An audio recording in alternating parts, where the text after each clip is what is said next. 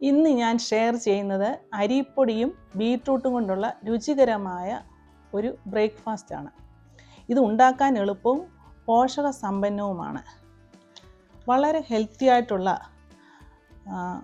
Health benefits ഉള്ള beetroot നമുക്ക് പല രീതിയിൽ ആഹാരത്തിൽ ഉൾപ്പെടുത്താം. അധികം ബുദ്ധിമുട്ട് കൂടാതെ ഒരു ഫോർക്ക് ഉപയോഗിച്ച് ഈ പൊടി നമുക്ക് നനച്ചെടുക്കാം.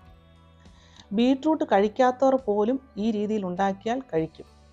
ഇനി ഇതെങ്ങനെ തയ്യാറാക്കാമെന്ന് നോക്കാം. ഒരു സോസ് പാനിലേക്ക് 1 കപ്പ് വെള്ളം ഒഴിച്ചിട്ട് ഫ്ലെയിം ഓൺ ആക്കണം.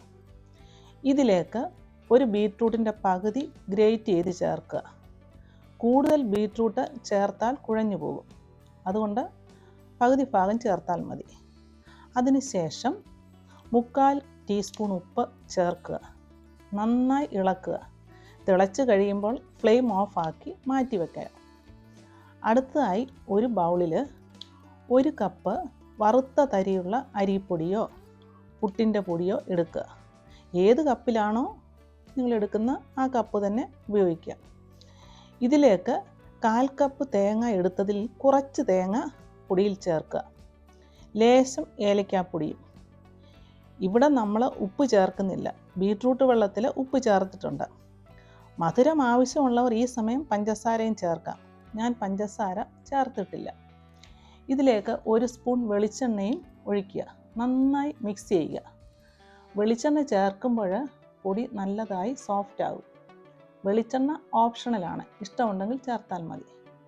ഇനി ഈ കൂട്ടിലേക്ക് ചെറുതായി ചൂടുള്ള ബീറ്റ്റൂട്ട് മിക്സ് കുറേശ്ശെ ഇട്ട് ഫോർക്ക് ഉപയോഗിച്ച് ഇളക്കുക.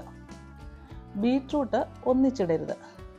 ബീറ്റ്റൂട്ട് ഇങ്ങനെ വേവിച്ചെടുത്തത് കൊണ്ട് ബീറ്റ്റൂട്ടിൻ്റെ ടേസ്റ്റ് മുന്നോട്ട് നിൽക്കുകയില്ല. ബീറ്റ്റൂട്ട് കഴിക്കാത്തവർ പോലും ഈ രീതിയിൽ ഉണ്ടാക്കിയാൽ കഴിക്കും. ചെറിയ ചൂടുവെള്ളം ആയതുകൊണ്ട് ഈ പൊടി നനച്ച് കഴിയുമ്പോൾ നല്ല സോഫ്റ്റ് ആവും.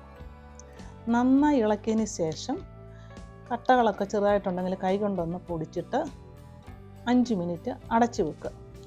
വീണ്ടും തുറന്ന് ഫോർക്ക് ഉപയോഗിച്ച് ഇളക്കുക. നന്നായി ഇളക്കി കട്ടകളൊക്കെ ഉടയ്ക്കണം. ഇവിടെ നല്ല സോഫ്റ്റായ പൊടി തയ്യാറായിട്ടുണ്ട്. ഇത് നിങ്ങൾക്ക് പല ഷേപ്പിലുള്ള പാത്രത്തിൽ ആവി കയറ്റി ഉപയോഗിക്കാം. 15 മിനിറ്റ് ആവിയിൽ വേവിക്കുക. ഇവിടെ ടേസ്റ്റി ആയിട്ടുള്ള ബ്രേക്ക്ഫാസ്റ്റ് തയ്യാറായി. ഇത് കാണാൻ മാത്രമല്ല, കഴിക്കാനും വളരെ രുചികരമാണ്. വെജിറ്റബിൾ കറിയോ നോൺ വെജിറ്റബിളോ അല്ലെങ്കിൽ ഒന്നുമില്ലെങ്കിൽ ഇത് തനിയെ കഴിക്കാനും നല്ലതാണ്. ഈ വീഡിയോ നിങ്ങൾക്ക് ഇഷ്ടമായെങ്കിൽ ലൈക്ക് ചെയ്യുക.